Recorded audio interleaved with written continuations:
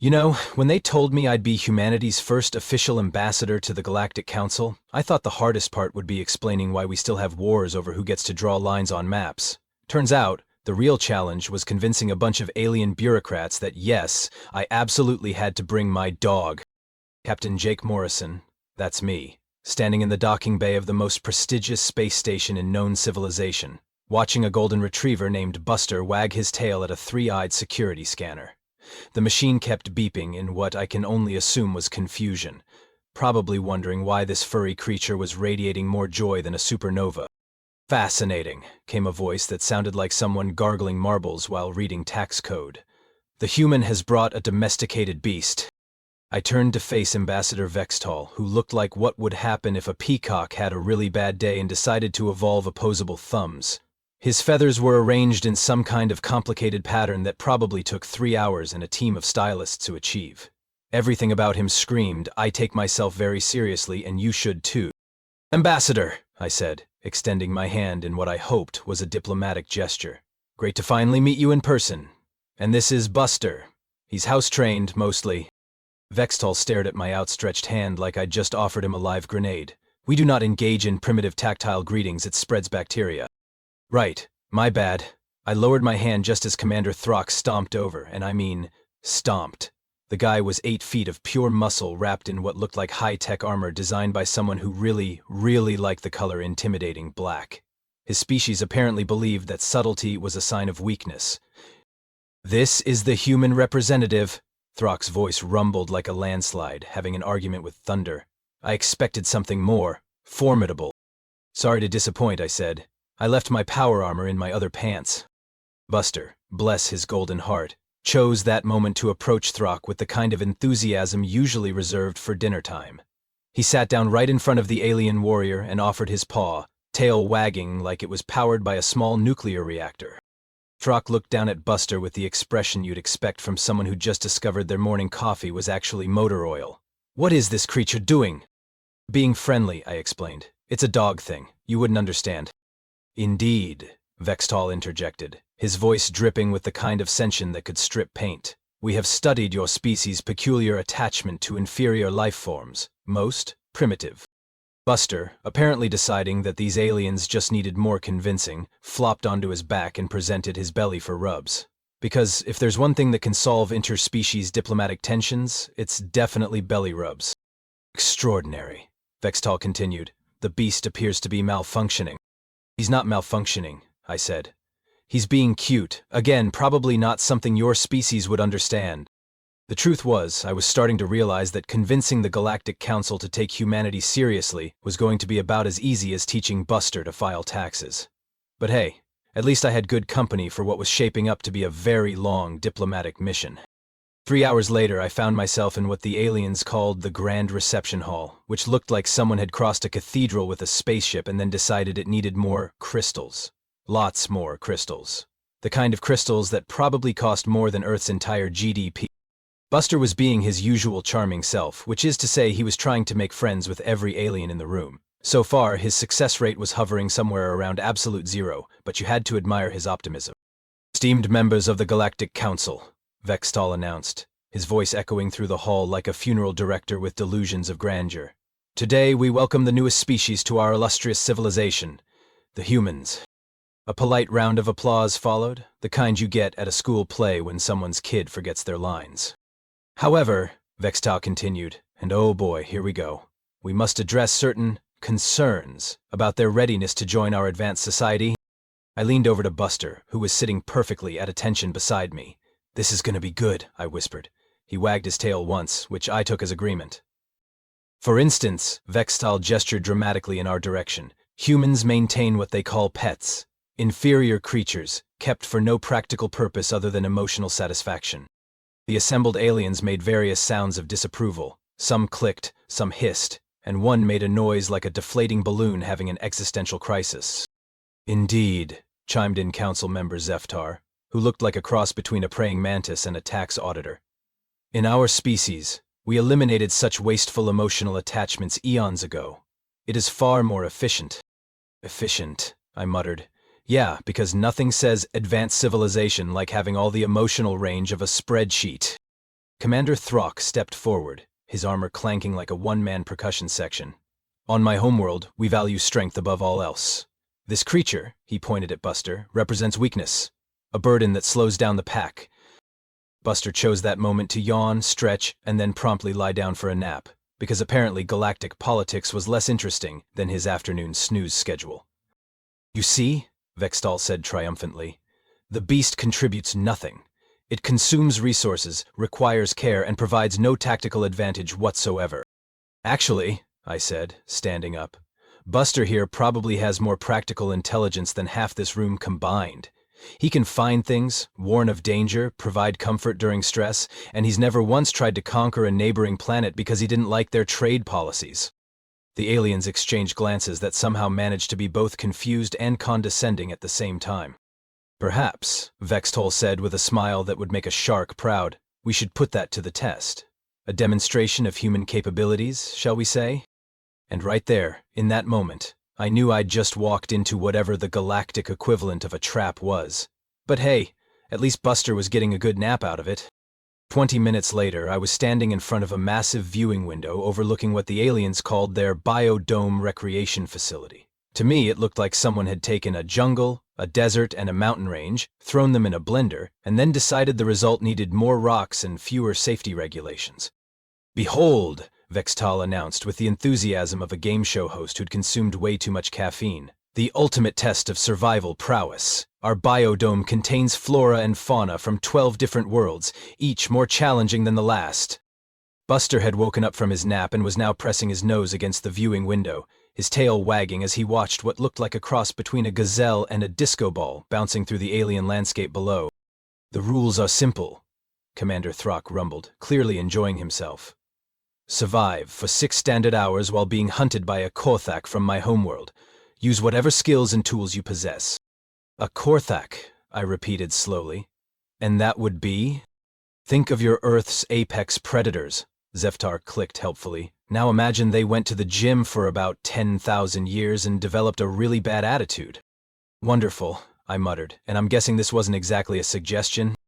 Oh, it's entirely voluntary, Vextal said with a smile that could have been used to cut glass. Of course, refusing would indicate that humans are perhaps not quite ready for full membership in our council. We would hate to expose less developed species to challenges beyond their capabilities.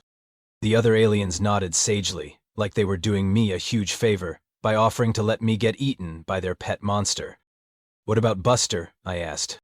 The creature will remain safely in an observation chamber, Throck said dismissively. We cannot have it interfering with the demonstration of human capabilities. Actually, I said, scratching Buster behind the ears, where I come from, we have a saying. A man's best friend is his dog. If you want to test human survival skills, you're getting the whole package. The aliens exchanged glances that clearly said humans are even stupider than we thought. You wish to bring your pet into mortal danger? Vextal asked incredulously. I wish to show you what humanity is really about, I replied.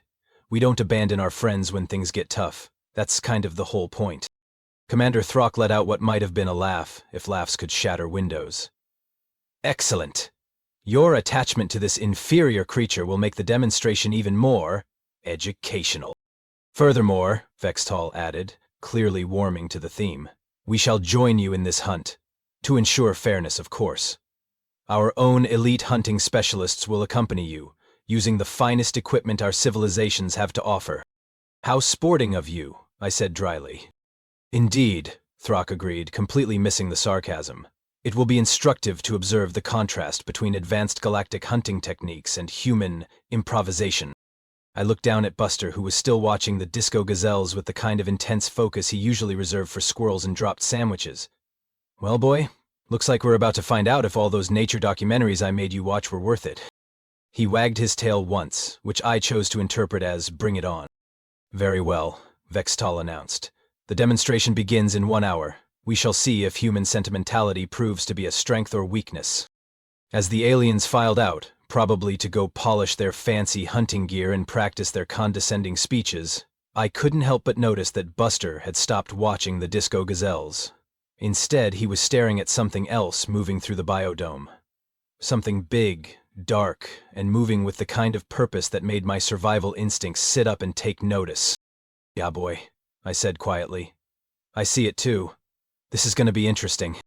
1 hour later, I was standing in the biodome wearing what the aliens generously called basic survival gear, which looked like it had been designed by someone who'd heard about camping equipment but had never actually seen any. Buster, meanwhile, was sporting a translator collar that would let the aliens hear if he made any strategically relevant vocalizations, because apparently even dog communication needed to be monitored for cheating.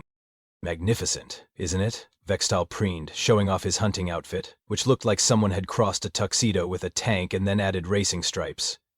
Stealth-able, climate-controlled, with built-in threat assessment and targeting systems. Commander Throck was even more impressive, if by impressive you mean looked like a walking weapons depot. His armor bristled with enough firepower to level a small city, complete with shoulder-mount energy cannons and what appeared to be a small missile launcher. "Our hunting formation is perfection itself," Throck announced, pulling up a holographic display.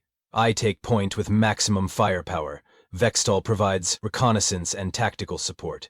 Zeftar handles long-range elimination. The human and his pet can observe." "Gee, thanks," I muttered, checking my gear. I had a basic energy weapon that looked like it might stun an angry chihuahua, a water recycler, and an emergency beacon. Oh, and a pocket knife that was probably older than some of the alien civilizations represented here. "The Korthak has been released at the far end of the biodome," Vextal informed us, consulting his wrist display. "It will hunt by scent, sound, and movement. Estimated time to first contact, 47 minutes. Plenty of time to establish our superior position." Throck agreed, his armor's targeting systems already scanning the environment. "This will be educational indeed." We set off through the biodome, and I had to admit, it was pretty impressive. The aliens had recreated everything from crystalline forests to what looked like a bog made of liquid mercury. But what caught my attention wasn't the fancy scenery, it was how Buster was acting. He wasn't running around sniffing everything like usual. Instead, he was staying close, his ears constantly swiveling, his nose working overtime. Every few steps he'd pause and look back the way we'd come, then ahead, then back again. "Your creature appears agitated," Vextal observed, his suit's sensors apparently picking up on Buster's behavior. "Perhaps the alien environment is overwhelming its simple nervous system." "Maybe," I said, but I was starting to get that feeling you get when you're being watched, and judging by Buster's body language, he was getting the same feeling. 20 minutes into our hunt, Throck's targeting system lit up like a Christmas tree. "Contact," he announced. "Large predator approaching from the northwest, estimated size 3 meters, highly aggressive." Vextal practically purred. "Deploy standard hunting protocol Alpha 7. What followed was the kind of display that would have made a military parade jealous. Throck's armor unleashed a barrage of energy blasts that lit up the biodome like a disco. Vextal's suit projected tactical overlays and targeting data, while coordinating with Zeftar's long-range sensors. It was precision, technology, and overwhelming firepower all working in perfect harmony. The only problem was that when the smoke cleared, there was no Korthak, just a very annoyed tree that was now mostly charcoal. "Sensor malfunction," Throck announced, his armor's computer systems recalibrating. "The creature has relocated." "Impossible," Vextal protested. "Our tracking systems are state-of-the-art. It cannot simply disappear." That's when Buster started growling. Not his usual "there's a squirrel" growl, but a deep, rumbling sound that seemed to come from somewhere primal and ancient. He was staring at a cluster of crystalline trees about 50 meters to our left.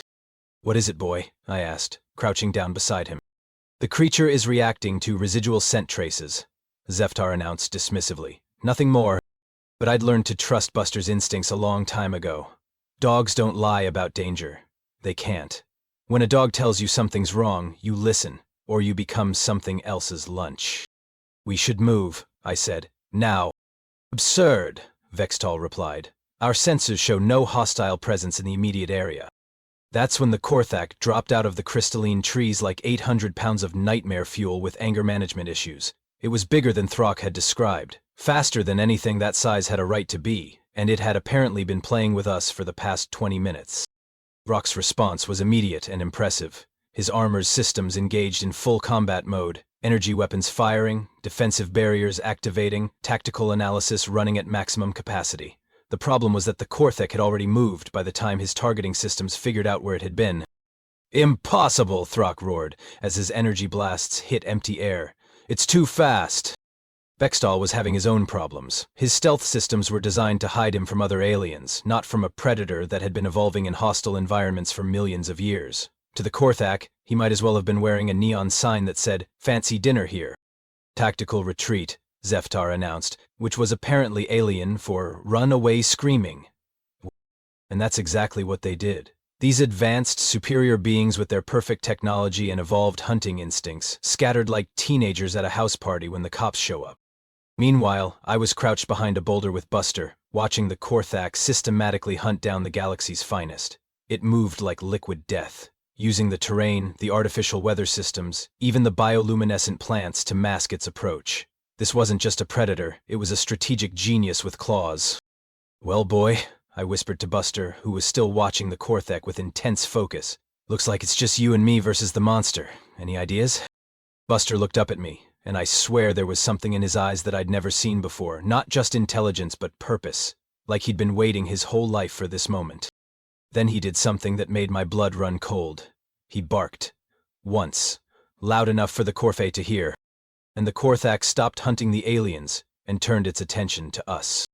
The Korthak was magnificent in the way that natural disasters are magnificent. 800 pounds of predator that looked like someone had crossed a panther with a tank and then given it anger management issues.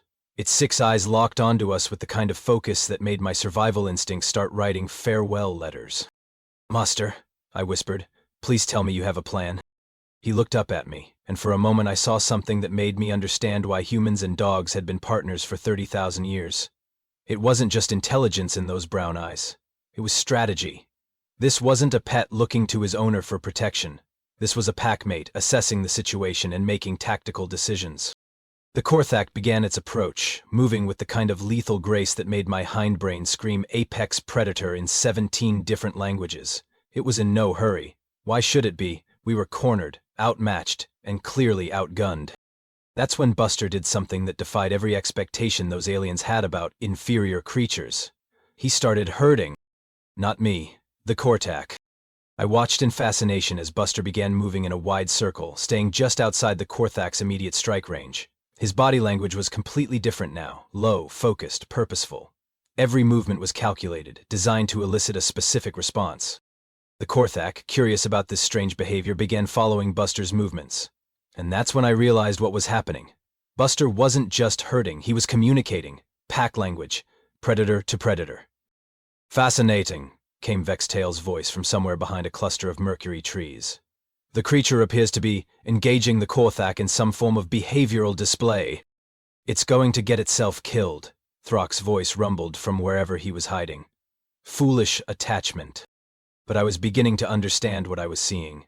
This wasn't a dog facing a monster. This was a species that had been bred for intelligence, loyalty, and courage, meeting another apex predator on its own terms. And the Korthak was responding. Its 6 eyes tracked Buster's movements with what I can only describe as professional interest. Here was something that wasn't running in terror or trying to hide behind technology. Here was something that was engaging in the ancient language of hunt and territory. Buster paused, just for a moment, and looked back at me. Then he did something that made my heart stop. He charged, but not at the Korthak. Around it, in a pattern that suddenly made perfect sense. The biodome wasn't just a collection of random alien landscapes. It was an ecosystem, and Buster had been studying it from the moment we'd entered. While the aliens were focused on their fancy sensors and targeting systems, he'd been mapping terrain, identifying hazards, and planning. The Korthak, surprised by this unexpected tactic, spun to follow Buster's movement. That's when it stepped exactly where Buster had been leading it, onto a section of crystalline ground that looked solid, but was actually covering one of the biodome's geothermal vents. The creature's weight shattered the fragile crystal surface, and suddenly it was dealing with superheated gases and unstable footing. Not enough to seriously injure something that tough, but enough to throw it off balance and confuse its senses. That's when Buster made his real move. Instead of running away, he came back. But he wasn't attacking, he was correcting. Like a sheepdog working a stubborn ram, he used the Korthak's own momentum against it, guiding it toward the next part of his plan. "Impossible," Zeftar's voice clicked from his hiding spot. The creature is demonstrating tactical awareness. It's hurting the Korthak, I said, finally understanding the full scope of what I was watching, like it's livestock. And that's exactly what was happening. Buster had sized up the situation and realized that you can't outfight a Korthak. You can't outrun it, you can't out-tech it, but you can outthink it. Because the Korthak was a predator. And predators have predictable responses to specific stimuli. The next 15 minutes were like watching a masterclass in applied animal psychology. Buster used everything, the terrain, the artificial weather systems, even the bioluminescent plants, to guide the Korthak's movements. When it tried to use its speed, he was ready. When it tried to use its strength, he redirected it. When it tried to corner him, he had already planned his escape route. The Korthak was getting frustrated. This wasn't how hunts were supposed to work. Prey was supposed to run in panic, not execute complex tactical maneuvers. That's when Buster went for the finish.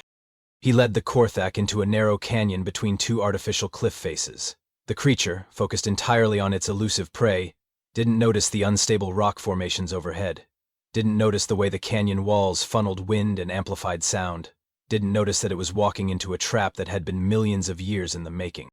Buster stopped at the far end of the canyon and turned to face the Korthak. For a moment, they stared at each other, predator and partner, alien and earthborn, the product of evolution and the result of selective breeding. Then Buster barked. Not the warning bark from before, but something deeper, a sound that seemed to reach back through 30,000 years of human-dog partnership, back to the time when both species learned that together they could face anything. The sound echoed through the canyon, amplified by the rock walls, and triggered the exact response Buster had been counting on. The Korthak, its hunting instincts fully engaged, lunged forward with everything it had, and brought down half the cliff face on top of itself. When the dust settled, the Korthak was pinned under several tons of rock, alive but thoroughly immobilized. It looked up at Buster with what I can only describe as respect, the kind of acknowledgement one apex predator gives to another. Buster walked over to the trapped creature and sat down just outside its reach. His tail wagged once, which I interpreted as good game. "Extraordinary," Vextal's voice came from behind me. I turned to see all three aliens emerging from their hiding spots, looking like they'd just witnessed something that challenged everything they thought they knew about intelligence, strategy, and the nature of partnership. The creature, Throck said slowly, demonstrated tactical planning, environmental awareness, and strategic thinking. It used the Korthak's own predatory instincts against it, Zeftar added, his voice filled with something that might have been awe. And it did it all, I said, walking over to scratch Buster behind the ears. Without firing a single shot, running a single sensor scan, or consulting a single tactical database. Just intelligence, courage, and 30,000 years of partnership. Buster looked up at me with the same goofy, happy expression he always had, like he'd just had the best day ever playing the most interesting game in the world. "Good boy," I said, "very good boy." The biodome had gone silent except for the gentle hum of environmental systems and the occasional frustrated grunt from the Korthak, who was apparently reconsidering its life choices under several tons of strategically placed rubble. The three aliens stood in what I can only describe as stunned silence, their advanced brains trying to process what they'd just witnessed. Ambassador Vextal was the first to speak, his usually pompous voice reduced to something barely above a whisper. "The creature, your companion, it analyzed the entire tactical situation in minutes, without any technological assistance. It used environmental factors we didn't even register," Commander Throck added, his massive frame somehow seeming smaller than before. "Our sensors mapped the terrain, but the beast understood it. The strategic implications are—" Zeftar began, then just stopped, his translator apparently giving up on finding adequate words. I looked down at Buster, who had found a stick somewhere and was now trying to get me to play fetch, because apparently outsmarting an apex predator was just a warm-up for the really important activities. "See, here's the thing you missed," I said, taking the stick and giving it a half-hearted throw. Buster bounded after it with the enthusiasm of someone who just discovered the meaning of life. "You spent all that time talking about inferior creatures and primitive attachments, but you never asked the right question." "Which was?" Vextal asked, his feathers ruffled in what might have been embarrassment. "Why did humans choose dogs and why did dogs choose us?" The aliens exchanged glances. Clearly this hadn't occurred to them. "I mean, think about it," I continued as Buster returned with his stick, now looking impossibly pleased with himself. Humans didn't domesticate dogs. We formed a partnership. Two species that realized they were better together than apart. But surely, Throck protested, strength comes from individual capability, not emotional dependence. Really? I scratched Buster behind the ears, and he leaned into it with the kind of contentment that could power a small city. Let me ask you something, Commander. In all your advanced warrior training, did you ever learn to read micro-expressions? To detect stress hormones by scent? To analyze terrain for tactical advantages while simultaneously monitoring for threats from multiple directions? Throck's silence was answer enough. Buster did all of that automatically, I continued. Not because he was programmed to, but because 30,000 years ago humans and dogs looked at each other and said, you know what? We're both pretty good at this survival thing, but together we might be unstoppable. The mathematical probability of such a partnership evolving naturally, Zeftar began, is exactly 100%, I interrupted, because it happened. Dogs learned to read human emotions better than most humans can. Humans learned to trust canine instincts even when they contradicted our own logic. We didn't create a master-servant relationship, we created something that was more than the sum of its parts. Ambassador Vextal had been unusually quiet, his sophisticated brain apparently working through the implications. You're suggesting that what we interpreted as weakness was actually a form of hybrid intelligence? I'm suggesting that you guys spent so much time evolving past emotional connections that you forgot what they're actually for, I said. They're not just feel-good fluff, they're survival tools, communication systems, force multipliers. Your species forms partnerships not just with your own kind, but with other species entirely, Throck said slowly, as if the concept was finally sinking in. And these partnerships enhance rather than diminish your capabilities. Bingo, I said. Every human with a dog has access to senses we don't possess, instincts we've never developed, and a loyalty that doesn't depend on hierarchies or power structures. It's based on mutual benefit and, love. Love. Vextal repeated the word like he was testing how it felt. An emotion we discarded as inefficient. How's that working out for you? I asked pointedly. Because from where I'm standing, your efficient, logical, emotionally detached hunting party just got schooled by a golden retriever with a stick.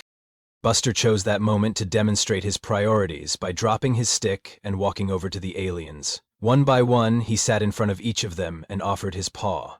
The same gesture he'd tried when we first met, but now it carried different weight. This time, Commander Throck slowly reached out and shook Buster's paw. His massive armored gauntlet looked ridiculous next to that furry paw, but something in the gesture was profound. I believe, Throck said carefully, that I may have misjudged the tactical value of companionship. We all did, Vextal admitted, his feathers settling into a less aggressive pattern. Ambassador Morrison, I owe you an apology. We designed this demonstration to prove human inferiority, but instead, we've learned something about the nature of true strength. Which is, I asked, that perhaps the most advanced civilizations are not those who have evolved beyond emotion, but those who have learned to harness it, Zeftar said, his mandibles clicking in what might have been thoughtful consideration. Partnership, I said. Cooperation. Trust. The revolutionary idea that sometimes the best way to be strong is to care about someone else's strength too. Buster had finished his diplomatic rounds and was now lying in a patch of artificial sunlight, tongue hanging out, looking for all the world like he just had the best day of his life. Which, knowing Buster, he probably had. So, I said, still think humans aren't ready for the Galactic Council? On the contrary, Vextal said, and for the first time since I'd met him, his voice carried genuine respect. I believe the Galactic Council may not be ready for humans, or their remarkable partners. We have much to learn from your species, Throck admitted, about partnership, about loyalty, about the strength that comes from emotional bonds, and about the tactical advantages of a really good boy, I added, looking at Buster with pride. As we made our way back to the Biodome's exit, I couldn't help but smile. Humanity's first diplomatic mission to the Galactic Council had gone better than I'd ever hoped. We'd gained respect, demonstrated our unique capabilities, and maybe, just maybe, taught a few ancient civilizations that evolution doesn't always mean leaving your friends behind. Come on, boy, I said to Buster, who was now carrying his stick like a trophy. Let's go show the universe what else humans and dogs can do together. He barked once, a sound full of joy and possibility, and I knew that whatever came next we'd face it the way we'd faced everything else for 30,000 years. Together. Because that's what partners do.